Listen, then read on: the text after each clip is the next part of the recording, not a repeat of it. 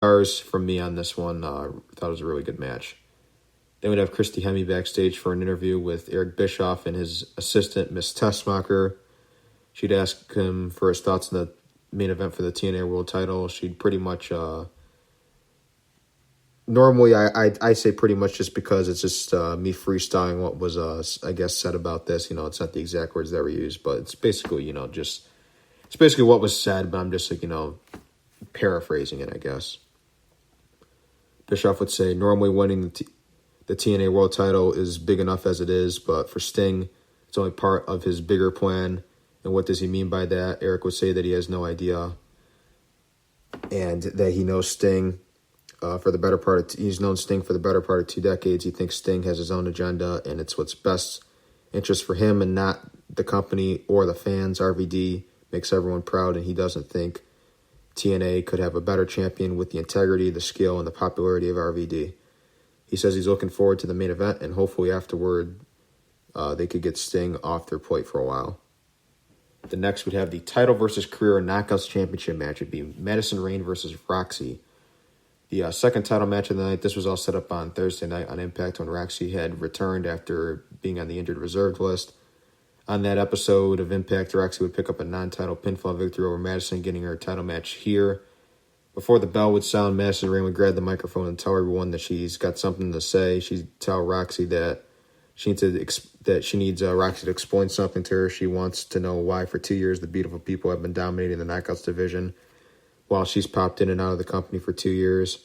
She'd say that she didn't have a problem with that, but this time she popped in and she was handed a Knockouts title shot. She'd say, I'm coming out here and I'm putting everything on the line. I have everything to lose. What about you, Roxy? What are you putting on the line? You have absolutely everything to gain and nothing to lose.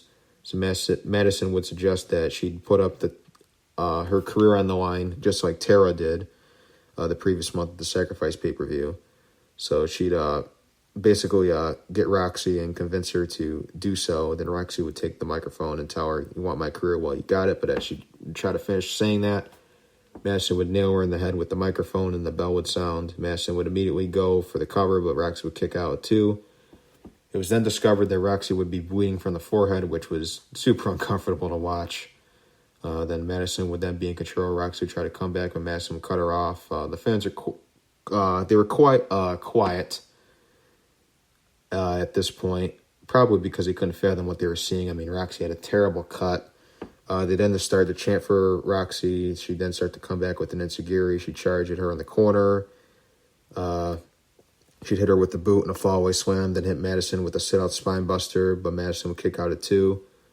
She'd then hit Madison with her finisher, but then Madison would fall out of the ring, and then Roxy would get her back in the ring. As she was getting back in, Madison would kick the rope and hit her with a variation of a playmaker and pin Roxy to retain the Knockouts Championship. An abrupt finish to an otherwise not bad match. I guess the only thing this thing to take away from it that just kind of made it like rough to watch was just seeing a woman bleed in a match like that. It was just really hard to watch. I just had a hard time getting through that because of that, because it was a really bad cut. Just seeing that in general, it's just a bad sight.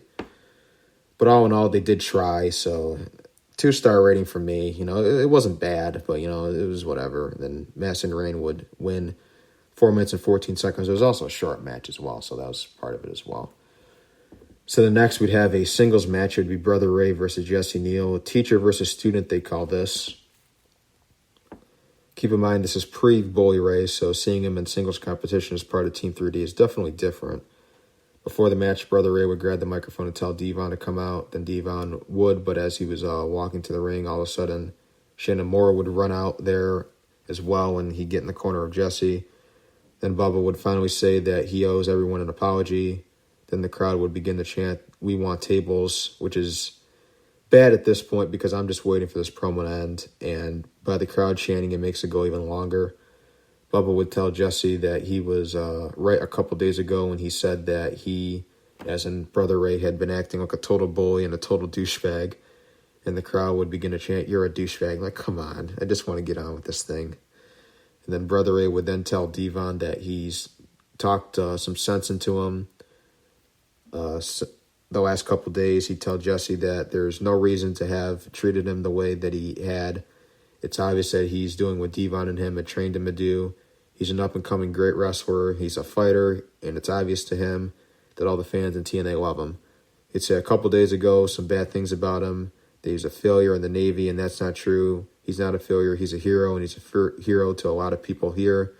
He's a hero to his best friend that died for him, and that he can't say it enough, that he's sorry to Devon, Jesse, everyone at home, and everyone in the Impact Zone. He screwed up. He then hugged Jesse, and then both him and Devon would raise Jesse's arm up, and then Brother Ray and Devon would look to leave the ring, and Jesse would follow behind them. And as they're walking up the ramp, Brother Ray would then turn around and hit Jesse, and then he'd pick him up and throw him back in the ring. And then from there, the match would begin. Devon, in the meantime, would be pissed. And then TNA security, Gunner and Murphy, would have him removed from ringside. Gunner, on a quick side note, would have a bit of a run there in TNA. He'd also later go on to be Jackson Riker in NXT and WWE. And he's also a racist, just keep that in mind as well.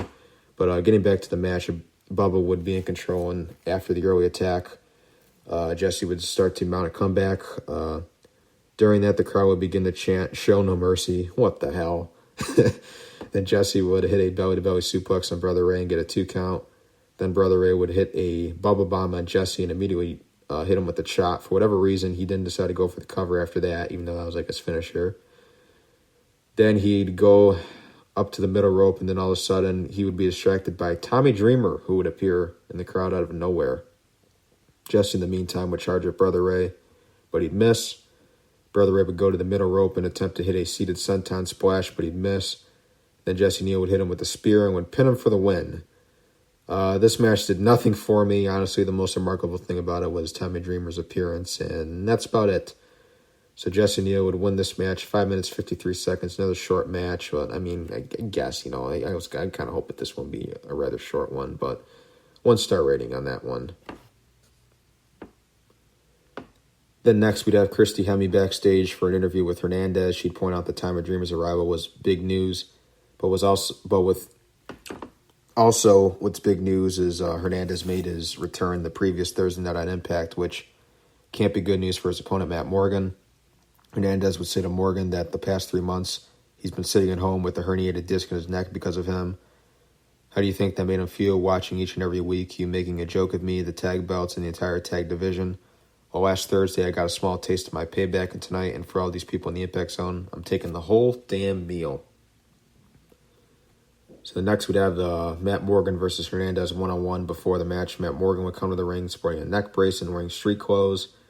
He'd grab a microphone and say that it's with deep regret that he had to be the one to come out here and inform everybody that the Blueprint Matt Morgan will not be performing on tonight's pay-per-view. But don't thank me, thank the animalistic savage Hernandez for brutally attacking me from behind, once again injuring my neck. Now, Mr. Referee, with me being the Blueprint, I'm always 2 steps ahead of the game. And I have for you in my pocket a signed, sealed, and delivered note from my physician stating that the Blueprint Matt Morgan cannot and will not be performing here tonight. And for all my millions of Blueprint fans out there, hell, you ordered this pay-per-view, you predicated that you would see me in action, and for that, I am most sorry. I'll be back. I'm a quick healer.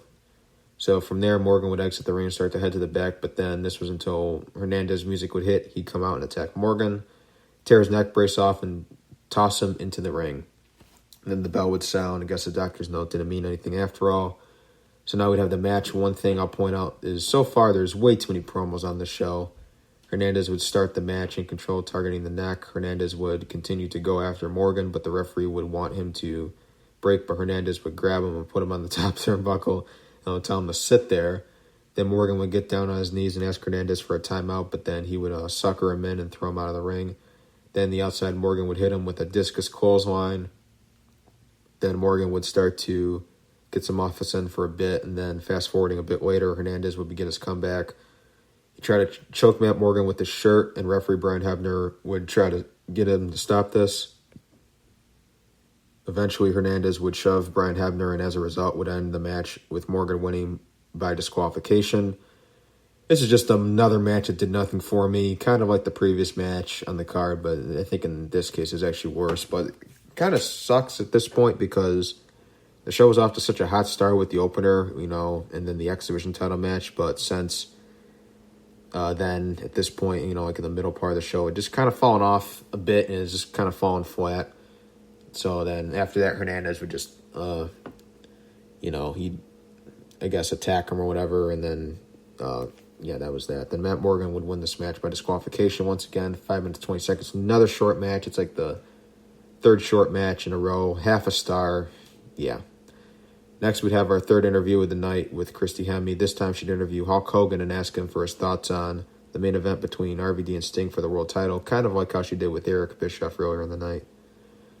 Hogan would say that this whole thing is beyond perspective, and it's like to a fever pitch now for him. I've got to look at this from both ways. There's Hulk Hogan, the TNA executive, big deal.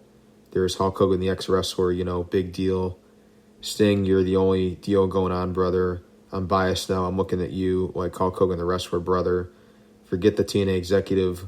What you've done has gone way beyond the line. Everyone wants the TNA title. All of us do. But, it's more than that. It's like the tip of the iceberg with you, Sting. You're unpredictable. You're evil, brother. You're hitting from all sides. You're hitting below the belt, brother. And what you did to Jeff Jarrett, you really crossed the line. Christy, you might understand this, or you might not understand this. I don't know which way he said it. But there's an unwritten code of ethics, but there's some bycode that wrestlers live by, and we have to make a living for our family. No one should ever try to destroy a man's career, wrenching his arm out of his socket over and over, trying to rip it out of its body. Well, RVD is one heck of a champion, and there's one guy that can hold its own. It's RVD. He's one of the greatest I've ever seen, but in this case, as hard as Sting is running, my eyes are going to be on him, and the whole world is going to be on you, Sting. And I guarantee you, Christy, we're not going to see a repeat of what happened last month with Jeff Jarrett. So the next we have the Monsters Ball match. It'd be Desmond Wolfe with Chelsea versus Abyss. Desmond Wolfe, better known as Nigel McGuinness. This was a part of his TNA run, in case you've forgotten that he was part of the company at one point in time. As a wrestler, he's definitely known for, his best time being in Ring of Honor. He's an absolute legend there, and today, maybe not in modern times with the pandemic and everything, because, he's not there now. But most recently, he had been working with NXT as a color commentator. And for me, one of the better ones in the business. And I think it was reported that he wasn't released, but he was furloughed by WWE. So yeah, he's not currently with them. I guess as part of their budget cuts that they ran with in April and May. But this was him in TNA in 2010. Abyss at this time was doing his deal as Hulk Hogan's protege, which I always thought was weird, especially when he come out to Hulk Hogan's WCW theme song, American Made, like he did on this show. Strange stuff. I also, now looking back at this, going back and watching the show, I now remember how I just did not enjoy this feud. I just felt that it did no good for anyone, and then during Abyss's entrance, getting into the match, he'd see a garbage can full of weapons, and he'd start to throw them at the ring toward Desmond, which I never understand that logic. It's like, why would you throw weapons at your opponent in the ring when once you get in the ring, they can easily start to use them against you? So he'd throw a kendo stick at Desmond Wolfe. Then he'd, to start the match, he'd swing at Abyss, but he'd miss. He'd also almost take out our referee, Rudy Charles. Then the match would be underway. Abyss would be in control for the first part of the match. He'd introduce the barbed wire board into the Monsters Ball, but then Wolfe would wedge a chair in between the top and the middle turnbuckle pads, and Abyss would throw him into it.